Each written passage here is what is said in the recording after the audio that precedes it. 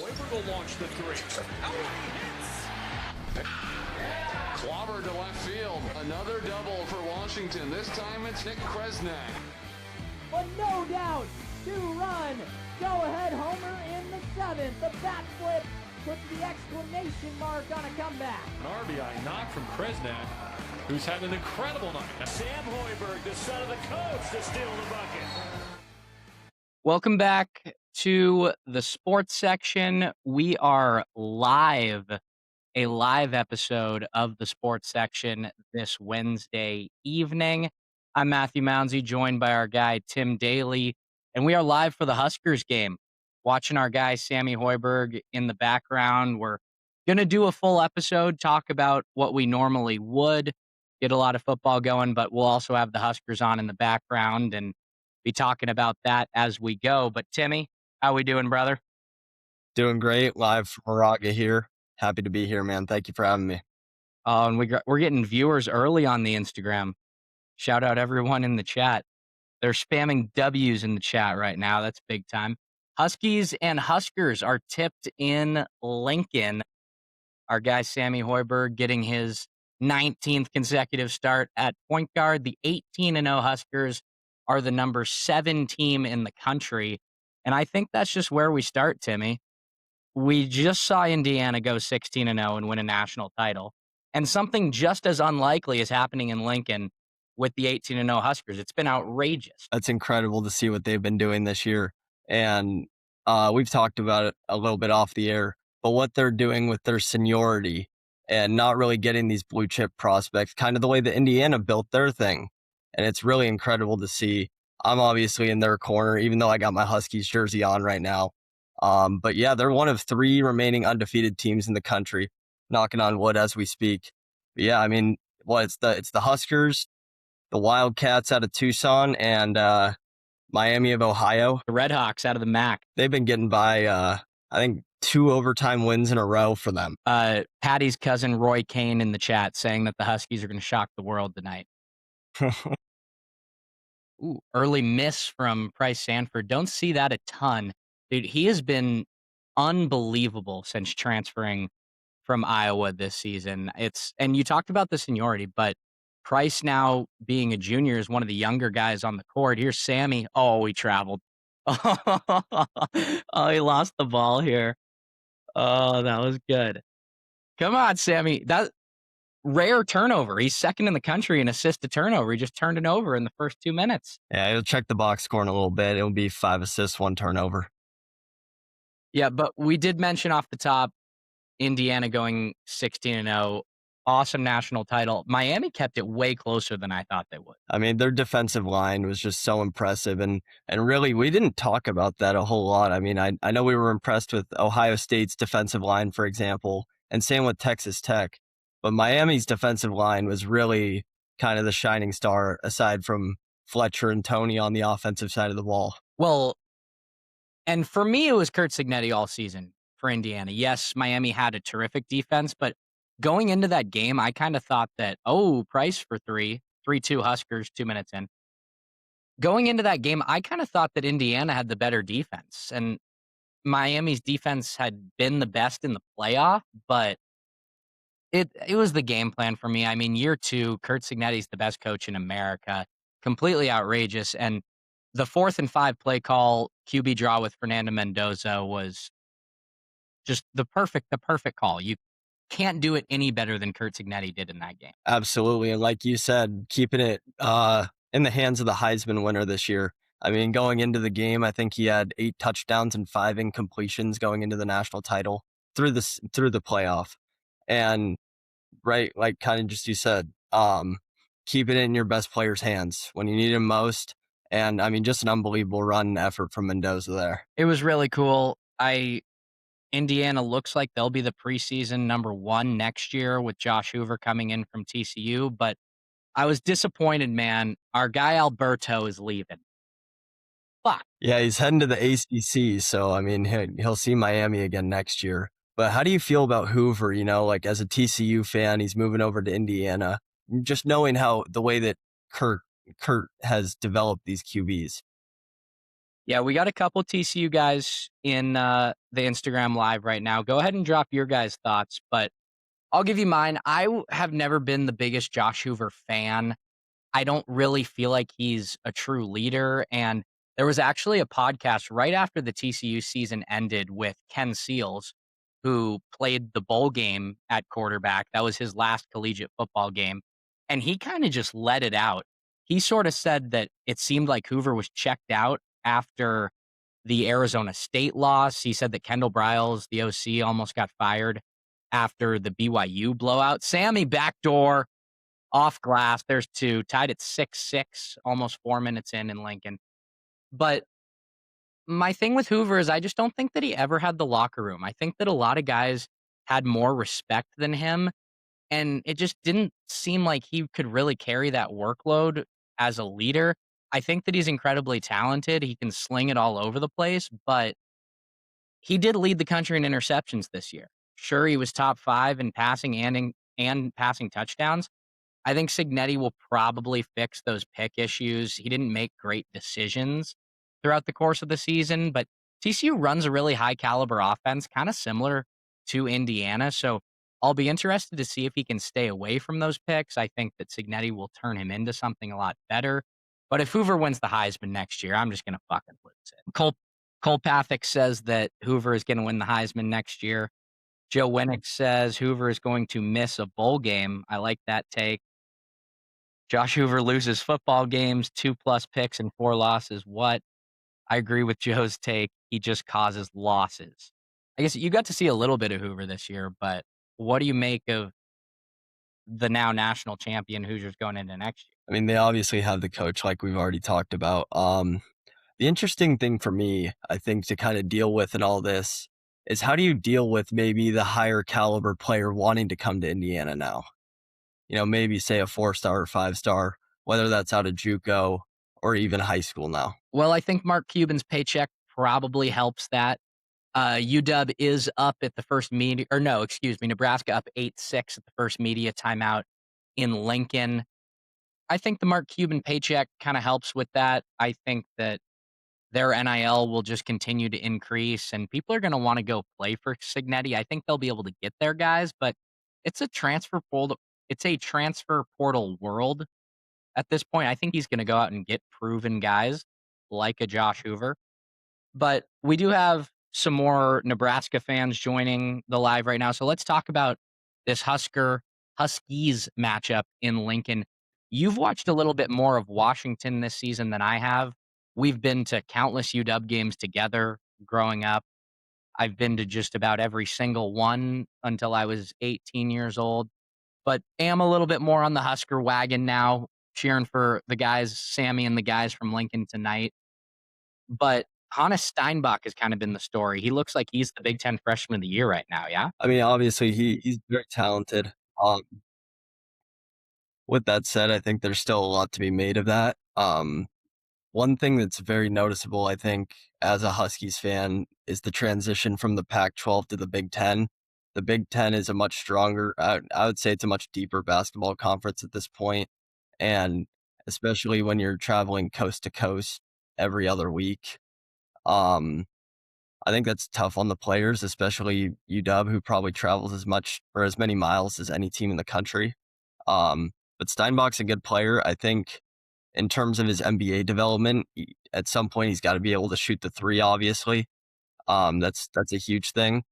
But I think when he can get down low and kind of they can create space for him, he obviously is a very good player and great rebounder as well. We do have some Nebraska fans disagreeing that Braden Frager would be the Big Ten Freshman of the Year, and I don't really disagree with it. He hasn't gotten in yet to this point. The game is at commercial, so maybe I missed it or something, but Frager has just been fantastic this season. Sam told me before this season started, and a reminder, Braden Frager reclassified up a year to redshirt at Nebraska last year, and that's, I think, really paid off dividends for him. But what really stands out to me is the athleticism from Braden Frager. Back-to-back games, he's just taken guys to the hole and dunked on them. And I think people kind of sleep on his athleticism, being like a 6'4", 6'5" white guy. I'm not sure what he's listed at.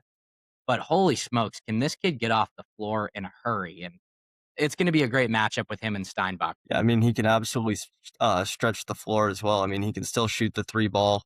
That Michigan State game a couple weeks ago, he was really a standout in that game, and down the stretch, he got the big buckets for them. So, Nebraska fans, I totally hear you out on that. Comment from our guy Diesel.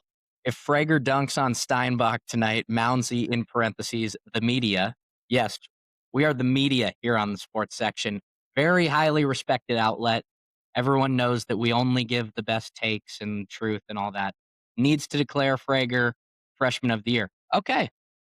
All right. I'll go with you there, Diesel. If he dunks on Steinbach, it's Braden Frager.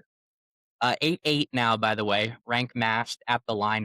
Rank has been a little bit quiet over the last few games. Nebraska fans in the chat right now, go ahead and give me your thoughts on Rank masked. Rank, one of our guys, came and stayed on our couch last year in Fort Worth. Love the guy. Looks like a first-team All-Big Ten guy. It's been about 2 games that he hasn't necessarily been his best, but he did have a triple-double at the start of the season. He can go for 30 any night, but Nebraska hasn't really needed him over the last few games. Again, this team has won 22 in a row going back to the crown last season. And Rank is obviously the biggest contributor coming off that ACL. I guess it wasn't an ACL, but massive knee reconstruction surgery.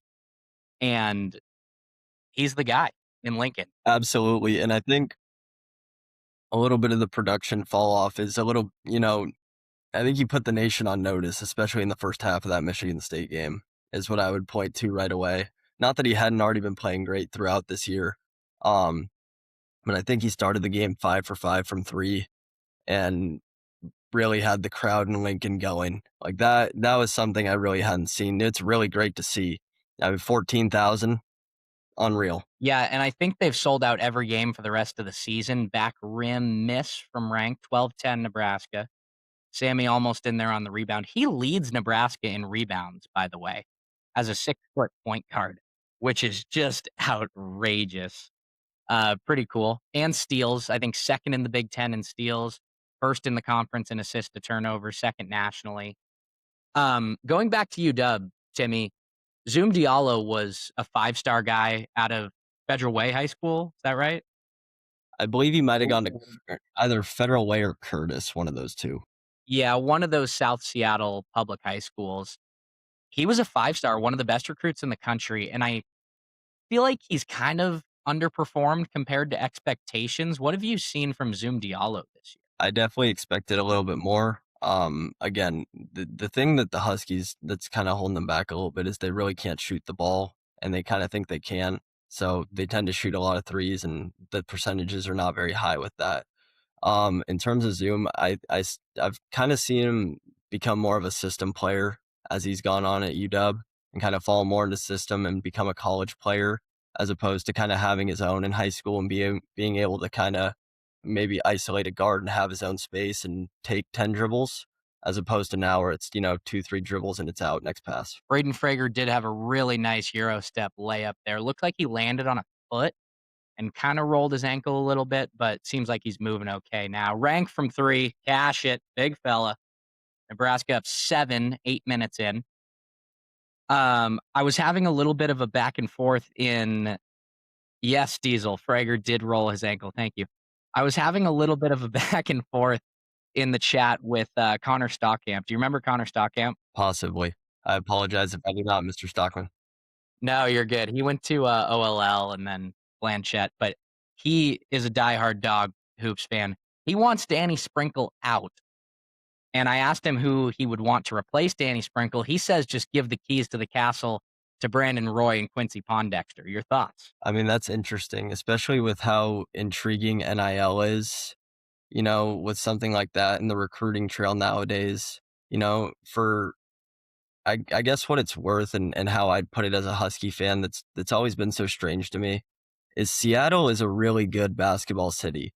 There's been a plethora of NBA talent, a lot of college talent throughout Seattle. And at the end of the day, football comes first at the University of Washington. And basketball, it just seems like can never really get it going consistently, especially in these last 10 years or so. So, I mean, maybe something like that, maybe a change of that sort could be good for the program. But at the moment, I don't know. Yeah, and it's interesting to see the direction that Stockham said he would want to go with Brandon Roy. I would think a guy like Will Conroy would be someone you would want to bring back. A reminder, Conroy got fired with the rest of the staff when Mike Hopkins was ousted at Washington. He's now at USC with former athletic director Jen Cohen. If you're going to do that and bring some of those guys back, Nebraska just called timeout, by the way, only up 2 with 10 minutes left in the half. Conroy would have to be a part of it, right? Well, and the comment I'll make about Conroy as well, just being a fan of high school hoops in the Seattle area. I mean, Conroy was at any big game. Like, you would always see that guy at the big high school games, no matter if UW was playing the next day or the night before. Like, especially being at O'Day with a prospect as big as Paulo.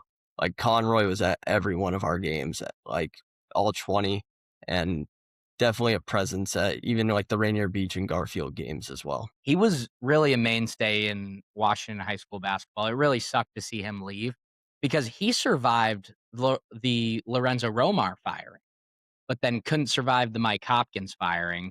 I think everyone kind of recognized it was Hopkins' time to go at that point, but I was surprised that Conroy didn't get to stay on the staff. And I think just to cut back to that point really quick, it's just, I just hate to see all this really good talent leaving the city and leaving the state when we can keep a lot of these guys in and really build a good program. Give a couple shout outs in our chat here. Oh, Lane Speakerman in here. What's up? Oh, you know who we're getting comments from right now, Timmy? Jake Bergman. Oh, shout out. I will Yeah. actually be down at LMU a week from Saturday. Shout out Cade Bergman. Yes, sir. That's awesome. All right, well, let's shift gears a little bit. We talked about the college football playoff. Just to touch on it again, we made picks before the playoff started. They were very poor. We'd just like to throw the hand up. I think we both had Georgia over Indiana. We were wrong. Yep. Sorry, people. Put the hand up. But hey, my picks have been pretty good recently. I went 1-3 last week. Sorry. We'll get back in the winners column this week. Over 500 on the season. Yeah, that's what I was just going to ask. Are we still over 50% on the year? Oh yeah. Yeah. We're doing very good. Okay, well, let's switch it over to the NFL a little bit. We're just going to cover everything, I think. The Hawks are a total fucking problem, dude. What a win last week. Just thumped the Niners. And I know you and I just love beating that team more than anybody. Yeah, I mean, that just overall, it's not as much, I think, the Niners as it is the fans, man. I'm sorry to do it to you guys. But yeah. Yes. I got nothing against Mr. Irrelevant, Brock Purdy, and CMC. Real fun to watch. Prayers up for George Kittle. Love that dude. Unfortunate injury. And honestly, I don't think it would have mattered if he played. Well, actually, 100% wouldn't have mattered if he played. But even if their team was fully healthy on defense, it was a complete dog smoking from top to bottom. I mean, Sammy D didn't even really have to do anything. You know, we're Sammy D guys over here, but when you're up 7-0 before anything even happens, things go well. I mean, we scored more points than the Niners in the first 9 seconds of the game. Yeah, that's what I wanted to bring up really more than anything about the Seahawks is how good of a trade that Shaheed trade was. Mm-hmm. Obviously, I think I wanted to see him get more snaps at receiver, especially when he was traded to Seattle. And that was kind of funky, but then just to see the weapon he is on the special teams. I mean, what really kind of started this whole run in the first place was his punt return against the Rams on that Thursday night game. I was there. I was at that. It was sweet. I mean, that just started that game. And then the way they played down the stretch of the regular season into the first game of the playoffs. I mean, they're playing as hot as anybody right now. Real quick, good comment from Jake Bergman here. Dude on Nebraska got a sports bra. And that is actually true. You'll notice it with pretty much every team in the country, and not just basketball. We did this with TCU baseball too. But those are called catapult bras. And it's basically just like an undershirt that doesn't go all the way down. It probably goes about halfway down your stomach, but it has technology in it where it tracks like your heart rate and all your vitals and stuff like that. Most teams use it, but it is definitely noticeable with the white jerseys on tonight for the Huskers. But yeah, sports bra. Good shout, Bergman. Um, yeah, back to the Seahawks. I'm terrified of the Rams. Like I said, I was at that Thursday night game, and the Seahawks were all but dead in the water. Down 16 with 8 minutes left, and they go 8-8-8 to win it in overtime by a point, go for 2 in the win. Nebraska up 6, by the way. I'm terrified of the Rams. I think that the home field definitely plays a big advantage, but without Zach Charbonnet, Kenneth Walker's going to have to carry the ball a lot. I mean, Kenneth Walker looked great on Saturday. With that said, when you go back to the Rams game, you got to remember that unconventional 2-point conversion as well. I don't think that game can be talked about without that. Just a lot of crazy things that went the Seahawks' way that night, obviously. And so I think kind of same situation, right? In Seattle again. Seahawks, I believe, opened at 2.5. So I think it opened at 1.5 and then like immediately went to 2.5. okay.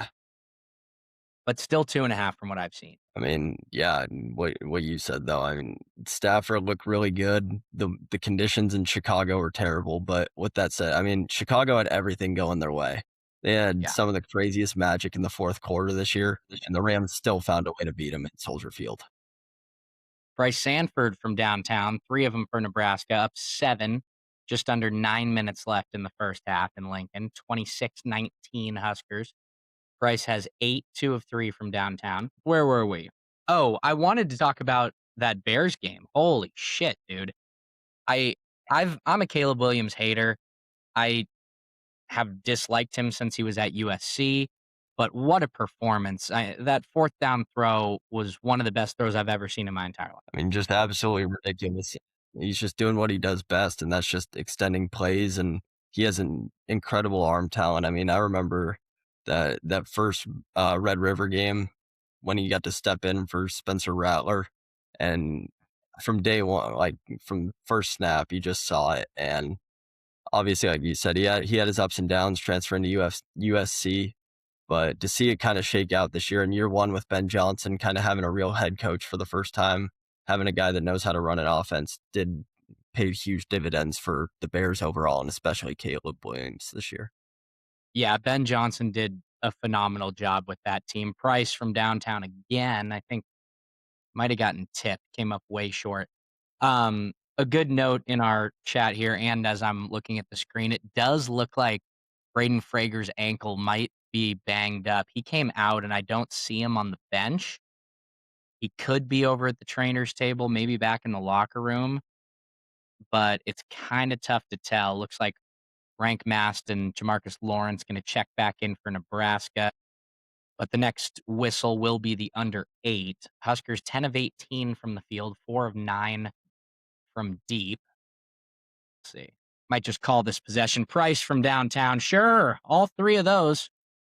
It's 32-19, timeout Washington. Yeah, Price can really fucking shoot, man. It's incredible. Sam was telling me, this was a while ago, maybe at like the very start of the season, but Sam was telling me off camera that they'll play inter squads sometimes or like scrimmages or whatever, and Price will start the scrimmage and just make 10 threes in a row. And they'll have to like stop and restart because just nobody can guard him. And his release is so fast, it's insane. Guy, like elite shooters, especially even at the college level, are just so special to watch. I mean, the one I always go back to is seeing Spencer Hawes in the WAC. Yeah, just seeing a guy like that just shoot from 40 feet and be mad when he goes 9 out of 10. Like, that's just how good those guys are. I love that you were there with me for that, because for those that don't know, Spencer Hawes, former NBA All-Star, I believe. Did he make an All-Star team? I don't know. I know he was a first-round pick out of UW, Seattle Prep. Yeah, he had a great NBA career, but myself and Timmy saw him at the Washington Athletic Club in Seattle. This was maybe, 8 years ago now? About. Yeah, and he was doing like a one-on-one training session. He had a coach that was rebounding for him, and he was shooting from about 2 steps inside half court, going going around the perimeter from like 35 feet. And every time that Spence missed, he would just go, fuck. It was so fucking funny. But he didn't miss. He made like 30 in a row, and then he'd miss one and just lose his shit. But that's what guys like this are. Oh, even if on a make it hits the rim at all, they're pissed. It's ridiculous. Yeah. God, it's so funny. Well, okay, so we talked about the Seahawks a little bit, talked about that Bears game. I feel bad for Bo Nix, man. It really didn't look like he got hurt on that play, and then Sean Payton comes back to the podium and tells everyone that he snapped his ankle, going to be out for the season. Stiddy time in Denver. Patriots only 5.5-point favorites this weekend. We're playing at elevation. You got to account for the elevation, everybody, and they'll remind you they're at a mile high. Dearly noted. We'll only hear that one once or twice during the broadcast. Yeah, just like how they never mention on the broadcast that Cameron Boozer's named after Cameron Indoor. Only about 3 times a half. Yeah, doesn't really get mentioned at all. They're interviewing Danny Sprinkle right here. I don't think we've had the under 8 yet. UW called a timeout, so I still think that we have the under 8 media. You know who I love that's on the UW staff this year? Who's on it? Abdul Gaddy. Oh, yep. The man. Finlay Prep, I believe. Product? Yeah. Yes, I want to say that is correct. But Drake May and the Patriots going into Mile High. What do you think about that 5.5-point spread? And also, I love that stat about how Jared Stidham is the only backup QB this season and last season that didn't throw a pass. He's going to have to throw it at some point this weekend. For the Patriots, they just got to get after him early, but I think it's going to be a low-scoring game on both sides of the ball. I don't know how much the Patriots will score. In all honesty, I think it'll be pretty low-scoring all around. Yeah, I feel like that Broncos defense can really hold the Patriots offense. Ooh, long three. Nebraska up 32-21, 6 minutes left in the first half. I really think that the Broncos defense can hold the Patriots offense. I just don't know if Jared Stiddy and the guys can keep up, if they can score like 17 or 20.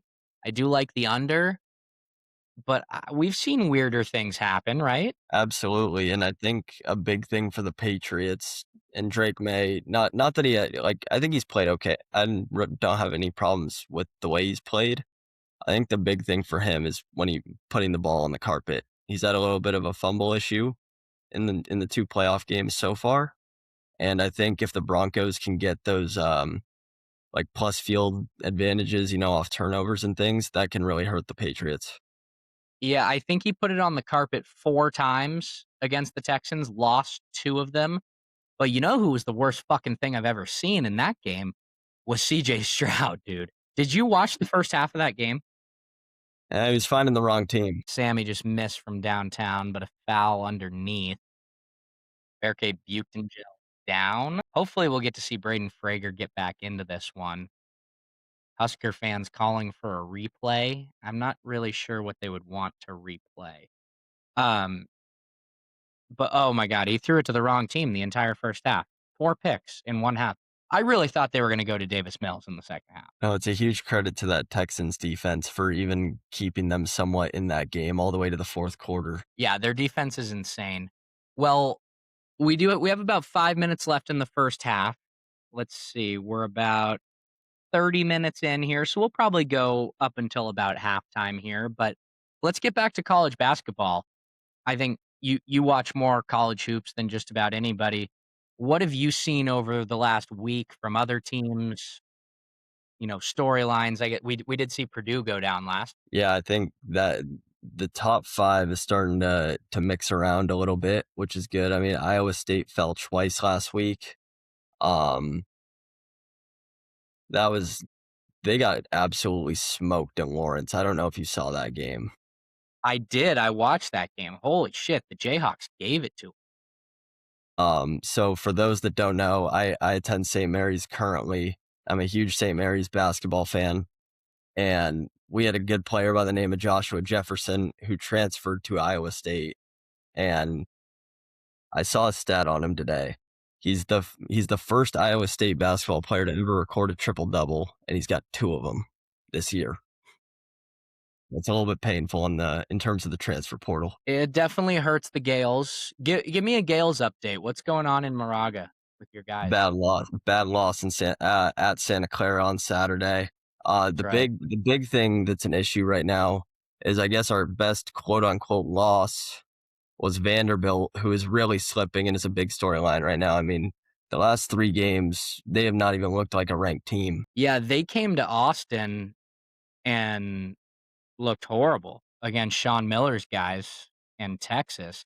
And Texas has not been particularly impressive by any means. I think they have like 6 losses and just haven't really beat anybody besides Vandy. Nebraska up 8, just under 5. Ranked Mass, top of the key, just long. Offensive rebound. Ranked Mass, looking to facilitate. We'll give the play-by-play for this possession. Price backing down in the post. Mid-range turnaround, got it. Huskers up 10, 4.5 in the first half. Yeah, Vandy reeling, which is strange to me. And we talked about the James Madison coaching connection, right? What's his name from Vandy? Like, Why am I forgetting his name? I'm forgetting it too. Here, we can't let this go. Let me find it. Vandy who? Oh, Mark Byington. Yes. He was looking like a potential national coach of the year alongside Fred Hoiberg, but I don't know what's going on in Nashville. They have not been impressive the last week. No, last night was bad too. John Calipari's squad starting to kind of heat up a little bit over there in Fayetteville. Yeah, very interesting. And Sam and I actually talked about this last week about how good Vandy's backcourt is. I think they combined for like 35 a game. Mid-range jumper, good for Jamarcus Lawrence. Huskers up 36-26, 3.5 to play in the first half. Spread was 11.5 on this game, by the way. Nebraska looking good early, playing good defense, it seems. Washington not shooting the ball very well, especially from 3, but Nebraska doing a very good job getting on the offensive glass. Even when Rank Mast is on the bench, Price has been good. Let's take a look at the box score really quick while we're at it. Who else in college basketball have you been watching? I mean, I think just my biggest takeaway right now is how impressive the Big Ten is. Yeah, I think at least 3 or 4 teams in the top 10 at the moment. I think really the big one I have circled right now involves the boys from Lincoln and the boys from Ann Arbor here at the end of the month. That is going to be an absolutely huge game. So I'm really looking forward to that. Again, like the conference action's been great this year, but it's so funny because of how good the non-conference action was. Like I almost feel like a little bit disappointed because I feel like we got March Madness in November and December this year. Yeah, I totally agree. It's been awesome. Well, and the non-conference as well. Shout out to everybody in our live stream chat right now. Thanks for being here. Reminder, if you're listening to this episode tomorrow, which will be Thursday, going to release what we record here tonight in the morning as we do it live. And it might be a little different than the sports section episodes you're used to. Probably not going to be a lot of editing on this one. Just going to throw it up and let it fly. We will hopefully have another episode on Saturday or Sunday. Sam and myself are planning on recording on Friday. I believe he'll be in Minneapolis. I think the Huskers have the Gophers this weekend. But yeah, you're right. The scheduling has been awesome. And I did find the box score, by the way. Price Sanford does lead all scorers currently with 13. Zoom Diallo with 12 for Washington. He's 5 of 6 from the field. Our guy, Sam Hoiberg, with 4 points, 2 of 3 from the field. 2 rebounds and an assist. No steals yet, Sammy. Let's get some hands on some basketballs. Washington shooting 43%, Nebraska shooting 53%. That's kind of where this basketball game is at this point. Nebraska has really cruised in second halves of this season. Fred Hoiberg has had really good halftime adjustments, and this definitely could be a game that you see Nebraska pull away with. Do you have a second screen over there, Timmy? I'm not sure if you're still up to date on what's going on in Lincoln. I got it rolling on Gamecast, so I got 36-26 with 3:09 to play. Yeah, we just had the under 4 media timeout in Lincoln. But yeah, let's talk about Michigan, like you mentioned. That Michigan game could potentially be the biggest game in Nebraska basketball history, regular season game, I guess, aside from their 8 tournament losses, I believe. Again, it's that stat. They're the only major Power 4 team that is still yet to win a tournament game, and looking like this should be the year. They're projected either a 1 or a 2 seed as far as pretty much every bracketologist has it concerned. Michigan, the former number 1 team in the nation, they fell to Wisconsin by a lot. Did you get to watch that game at all? I watched a little bit, and it really just didn't look like the Michigan team we had seen all season. I mean, just getting out rebounded, but also Wisconsin shot the lights out of the ball at the same time. So Yeah. there's a little bit of both there. I think they were just under 50% from 3. Sammy from downtown. He's been putting it in at a very high rate recently. It's been cool to see him get his shots up. By the way, our guy Charlie Hoiberg still undefeated as a member of the Nebraska coaching staff. He's on his feet right now behind his dad on the bench. Love it when he gets his screen time, you know. It's our guy. Hey man, he's seeing something that others aren't. Yeah, well, and Sam was talking to me about it too. He said that Charlie's been really involved over the last few weeks. Oh, beautiful post entry. No good on the layup by Rank. Rebound, Sammy. Put it back in. Let's go, Hoiberg. Talk to him. I think he's got 9 now. He does. 4 or 5 from the field. That's awesome. Good work, one. What was I talking about? I keep getting off track of watching the game. It's hard to multitask, man. Charlie the past couple weeks.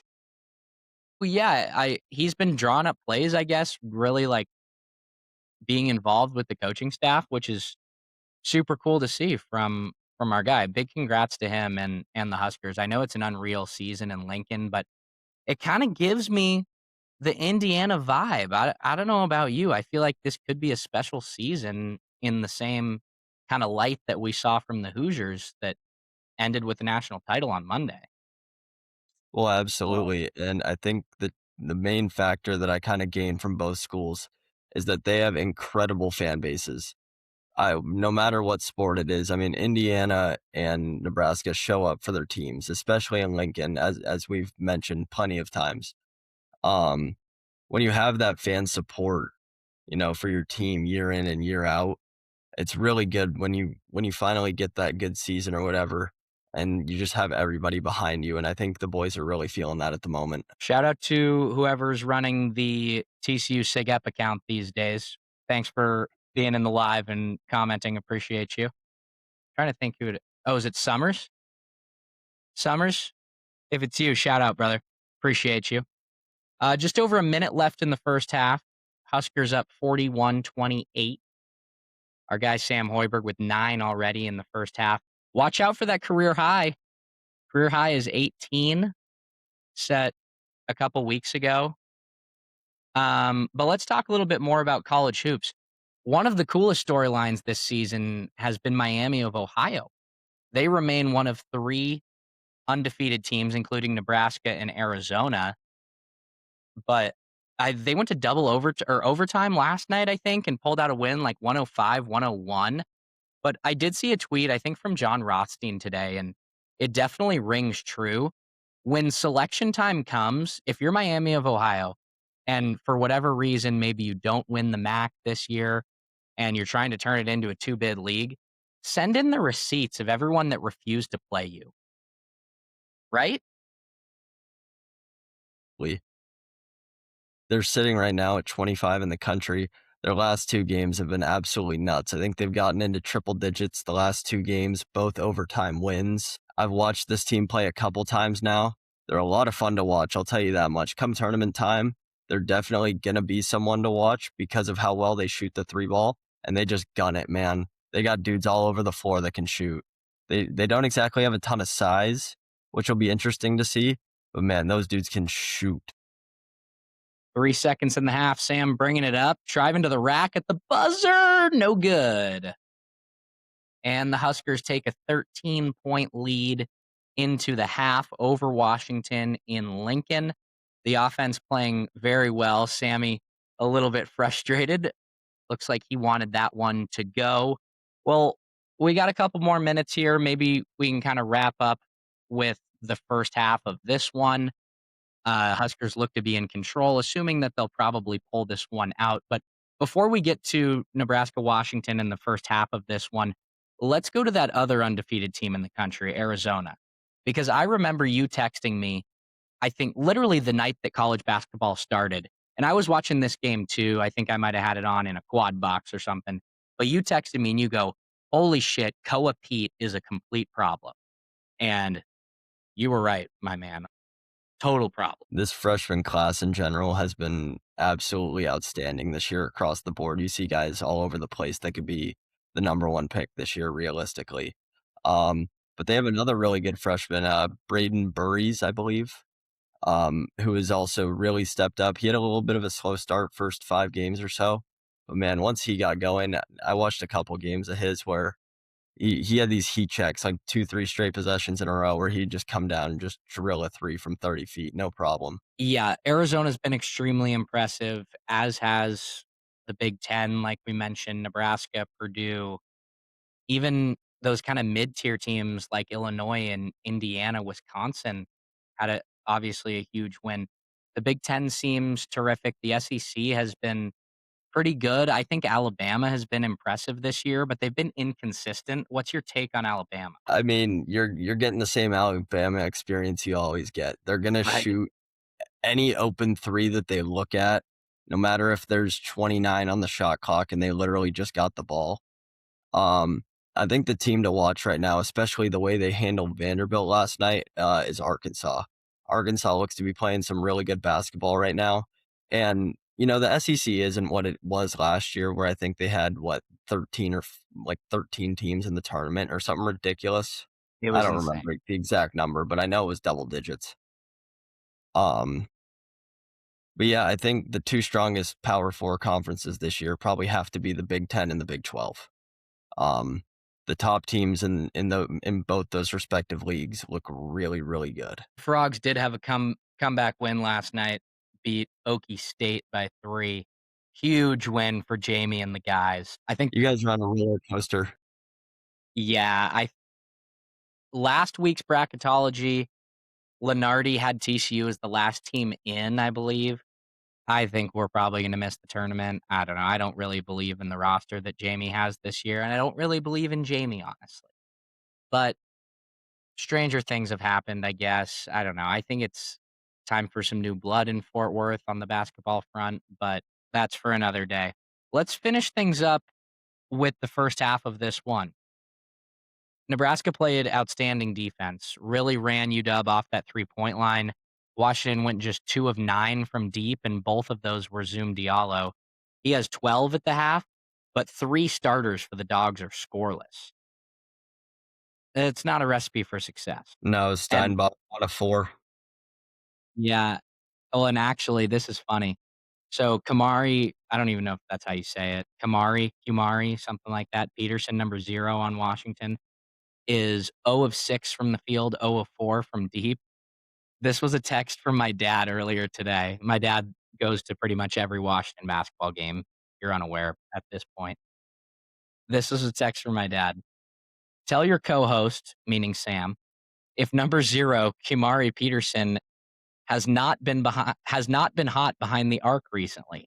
That's the extent of my scouting report. Pretty good scouting report. You nailed it, Pops. 0 for 6 from the field for Peterson. Bryce Sanford, 4 for 8 from the field, 3 of 6 from deep, 6 boards for Berke Buchengel in the first half. And our guy Sammy Hoyb's filling up the stat sheet. He's got 9 points, 4 rebounds, and an assist, 2 turnovers. I'm going to have to give him some shit. But the Huskers look really good. Yeah, 13-point lead, definitely going to build on that. Like you said, their halftime adjustments throughout this year have definitely been something worth noting. And I wouldn't be shocked if this is 20 by the under 16 timeout. Yeah, it seems like they kind of get out and run on people right at the start of the half. Husker fans, go ahead and drop your first half thoughts in the chat if you are listening. And a thank you to everyone who is tuned in on our live stream again. This episode in its entirety will drop tomorrow morning. That is Thursday, the 22nd of January. I know that we've been a little bit slower on the episode uploads early this year as opposed to the last few months, but we're starting to kick it back up. It's a little bit hard to coordinate with a popular guy like Sam Hoiberg, who's the starting point guard of the number 7 team in the country. But we are expecting to get back with Sam, who should be live from Minnesota on, I guess not live, but he'll record with me from Minnesota on Friday. And then we'll probably put that up on Saturday or Sunday, depending on kind of how that looks. And this episode with our guy Tim will be up shortly in the morning. But we talked about a lot today, covered a great college football playoff national title. All of our picks were wrong, but Indiana got it done. Congrats to Curt Cignetti, Fernando Mendoza, Alberto Mendoza now at Georgia Tech. The Seahawks have the Rams at home this weekend. Of course, cheering for our Hawks and the guys to get it done, go back to the Super Bowl. Fun stat for you, Timmy. Did you know that the Seahawks have gone to the Super Bowl every time they've been the 1 seed? I did not know that, but I will say having a Super Bowl rematch, no matter what, will be funny. Yeah, either way, 2013 against the Broncos and then 2014 against the Patriots. We're definitely big Broncos fans this weekend. Good luck to our guys in Denver. We don't talk about that 2014 Super Bowl. No. I was actually texting Patrick about that yesterday. I told him that I actually forgot that it happened. Yeah, and just erase from the memory in general. Yeah, it didn't happen. 2014 didn't have a Super Bowl, actually. Fun fact. But the Huskers are up 13 at the half, and we'll be able to talk about the second half with Sam Hoiberg come Saturday or Sunday. You got anything else, Timmy? Anything that we might have missed? Anything you got to tell the people? Floor's yours, whatever you want. We're letting it fly on the sports section. I mean, I got my Huskies jersey on right now, but man, Huskers, man, keep rolling to the Hoiberg Huskers. Shout out to the people of Lincoln as well, and to the people of Seattle, of course. But the people of Lincoln, man, like, keep supporting your basketball team. It's really fun to see, and I just want them to keep rolling. Especially just be undefeated going into Ann Arbor in a couple weeks, man. Really looking forward to it. Yeah, I was telling Sam last week that I was sort of hoping that Michigan and Nebraska would both be undefeated at that point, and that game could potentially be for the number 1 team in the country, which is fucking wild to say. But I'm happy for the people in Lincoln because they deserve this. They're great fans. They deserve the success, and it's cool to be a very minor part of it and to try and help tell the story with Sammy Hoiberg, who I believe is calling a women's basketball game this week or next week. So tune into that on the Nebraska Student Radio station. Forgot what it's called, but Sam Hoiberg will be on the call at some point. He did a good job in his first radio appearance. It's cool to listen to. But thanks for everyone that tuned in on the live stream tonight. I think this will pretty much do it. And then again, this will be posted in the morning. So thank you if you're listening tomorrow, wherever you may be. Hey, and a quick shout out to my guy, Aiden Casey. He was shooting me some texts the last few days saying that he needed an episode at work. So we got you, Case. We'll get more consistent here for you so you got some content while you're in the office. All right. That's all we got. Go Huskers in the second half here. Thanks to Timmy Daly for joining us. Appreciate you, brother.